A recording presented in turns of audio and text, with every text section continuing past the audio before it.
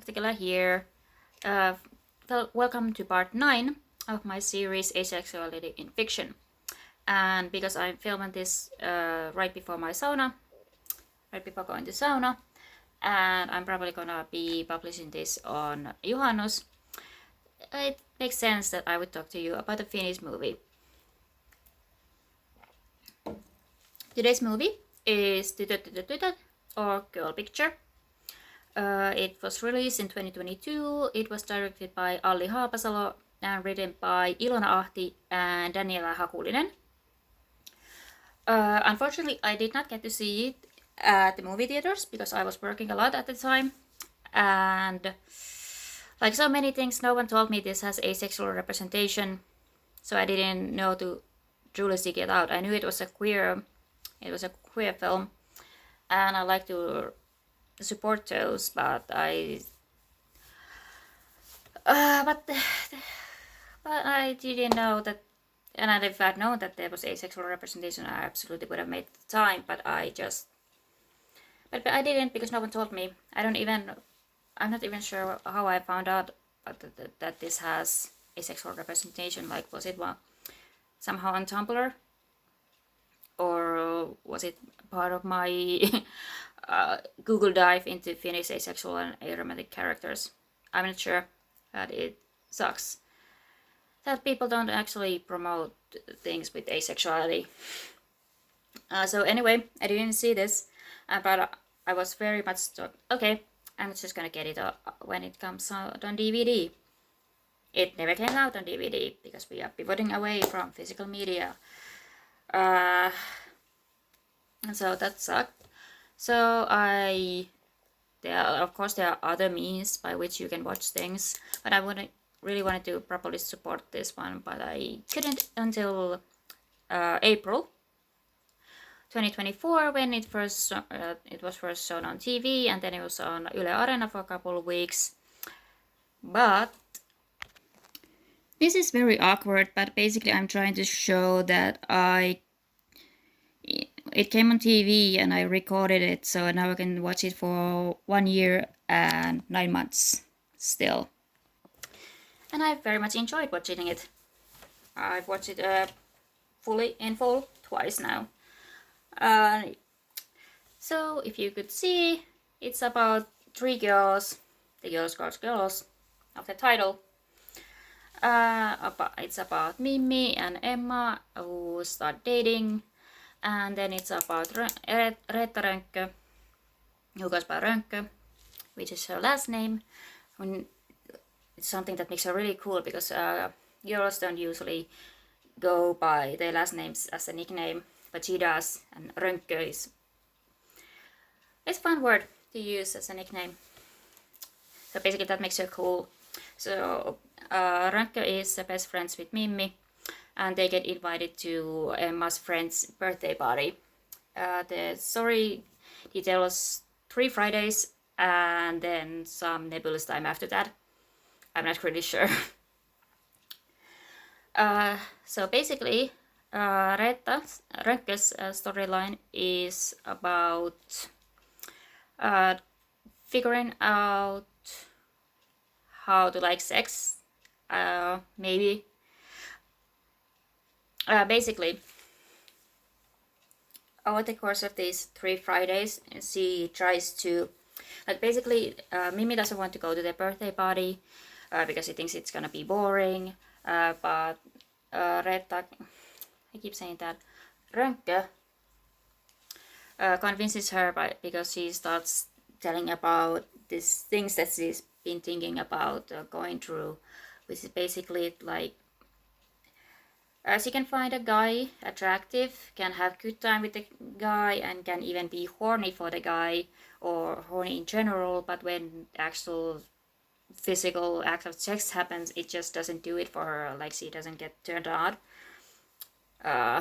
So basically Mimmi just says, well, you just have to have more sex with different kinds of guys, like, you're 18 or so. It's silly of you to think that you're never gonna find anyone who you like or who you are compatible with sexually. So she's like, I tricked you. That's why I want to go to the party, because there's new dudes. She does say that she's straight or hetero. And like I said, she does experience some types of attraction towards guys. And like, she's horny and she can have those urges, but it's just not really working out for her. And so her storyline over the course of the movie, she meets up with 4 different guys where she tries something. They are Jarmo, who's on the first Friday and the third Friday. Then there's Henkka, who's on the first Friday. Then there's Sipi, second Friday. And finally there's Kalle, who's on the first Friday. And then the last day, it's not a Friday, so but I don't know what it is. So basically, if you are uncomfortable with sex scenes, there's a lot of sex, quite a bit.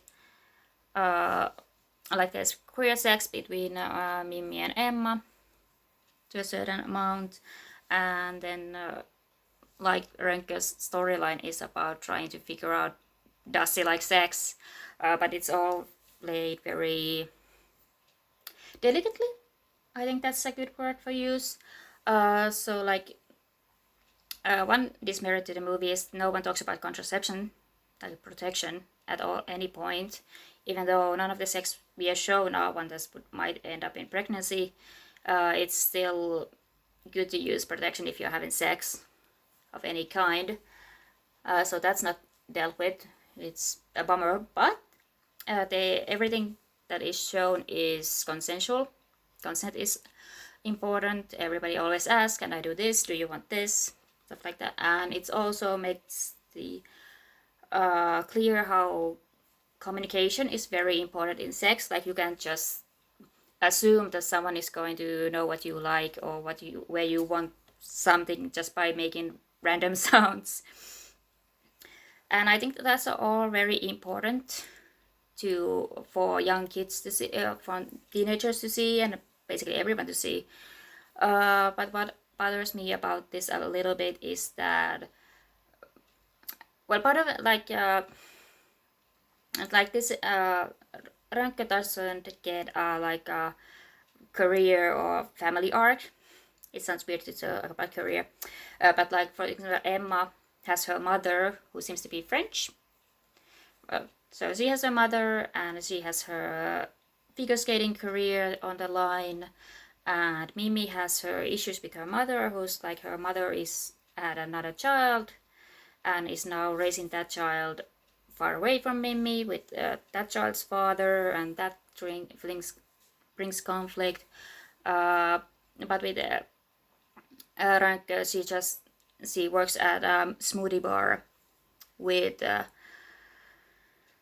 works at a smoothie bar with Mimi, but we know she has some kind of relationship or connection with Mimi's mom, but we know nothing about her own family situation, which kind of sucks. Like, she doesn't interact with one adult the whole movie. It started bothering me when I started thinking about this, especially because, like, for Rönke, there's no one to tell her that you don't actually have to have sex. Like, Mimi's trying to like comfort her, like, okay, like, guys our age, they don't really know what's good sex, or like, you need to learn to communicate and figure out what you want and stuff like that. And I don't know if that's better than the whole, maybe you're just a late bloomer.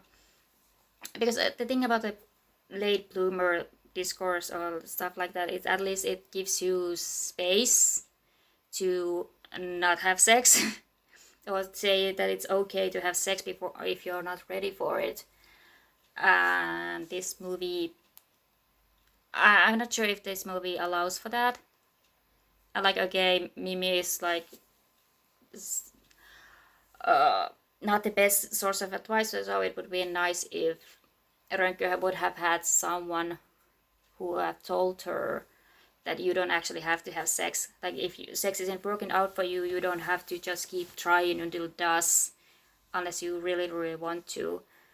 And whether she wants to, it's kind of like an open question. Like, I'm not saying like none of these sex, like all the sex scenes with Rank are from her perspective. It's all about like close up of her face, like trying to figure out, okay, do I like this? Is this interesting? What do I want? And that's an interesting perspective to have on a sex scenes. And they are not meant to be like super titillating or necessarily awkward or bad. So like these are some of the more comfortable sex scenes I've seen for this project and in general. So I'm not necessarily that bothered by it, but I just wish she had had someone who could have said, if sex isn't working out for you, you don't have to just try until it does. And she has to come, and she does come to that realization on her own later. So like basically she's like tried hand stuff with some guy, and then she's freaked one guy out by talking about movie marks and how they are great for home insemination. And then she turned down one guy on one Friday and then asked him out again on another Friday, and then she tried to have sex with someone, like get oral sex on some guy, but she didn't really know what she wanted. So it was very awkward and not very pleasing for anyone. So she's tried all these things, and she comes to the conclusion when she's talking to Kalle, the guy she freaked out with Moomin mugs. They meet at another party, again on that nebulous day that they are celebrating something, not a birthday this time, but it's after the third Friday. So she just comes out to him and says that, I don't know if I like sex, I don't know if I like kissing, maybe I like it, maybe I don't know. And Kalle thinks about it a little bit as, okay. And then Rönke smiles and said, okay. And then they go back to playing football, I think it was what they were playing.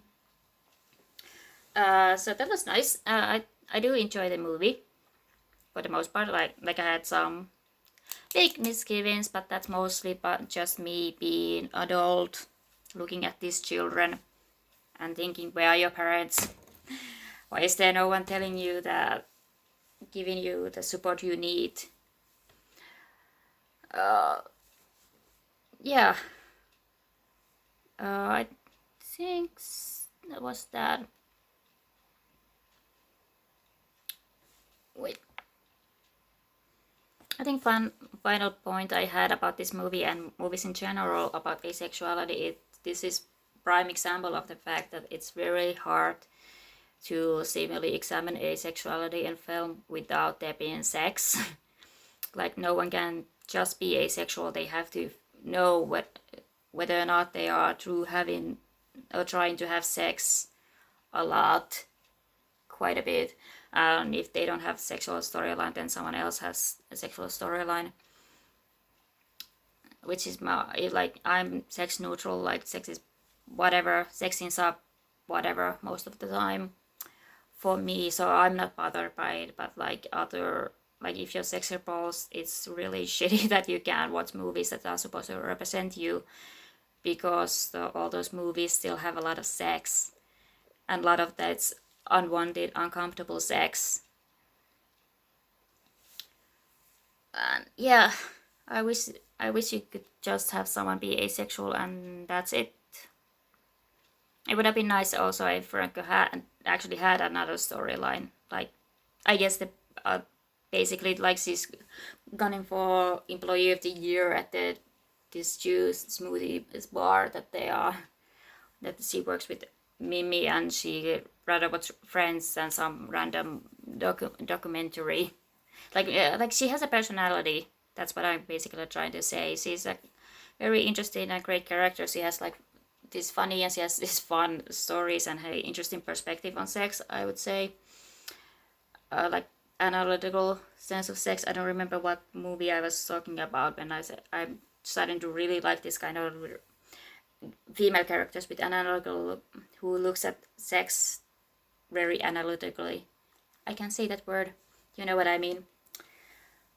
So like, yeah, so this is not just her asexual exploration. I just wish that she was given a bit another story, fully given another storyline, the way Emma and Mimi had storylines that are related to themselves rather than just their relationship. And Renke didn't necessarily really get that. It's mostly her, like she's trying to figure out her asexuality. But it's still a worthwhile story to tell, because like we don't get that. Like despite this series, what this is, part 9. This like yeah, despite this series that I'm doing, but like doing this series has required a lot of research and looking into things. Like I don't even remember where I figured out that this was, because like people don't talk about the asexual representation. Like one of the early places I heard about this, like outside, or where I knew that other people knew about this outside of Finland, was this Tumblr blog called Celluloid Rainbow, and I just checked, and it's only tagged as a lesbian movie. There's no mention of Ranke being asexual or anything like that. And also I think marking it as lesbian is like this misleading, because like Mimi does also like make out with a guy, so is she a lesbian? Probably not. But like in general, if sometimes it's like, oh, but why don't they use, like no one uses, this is one of those movies where no one uses labels. So like I don't know whether or not Mimi is bi or pan, or if Emma is lesbian, and like Rönke doesn't get to be asexual, but like it's there, like the representation is there even if the labels are not. That got kind of a bit ranty in places. So happy juhannus, happy midsummer, stuff like that. I'm going to go to sauna soon. Bye!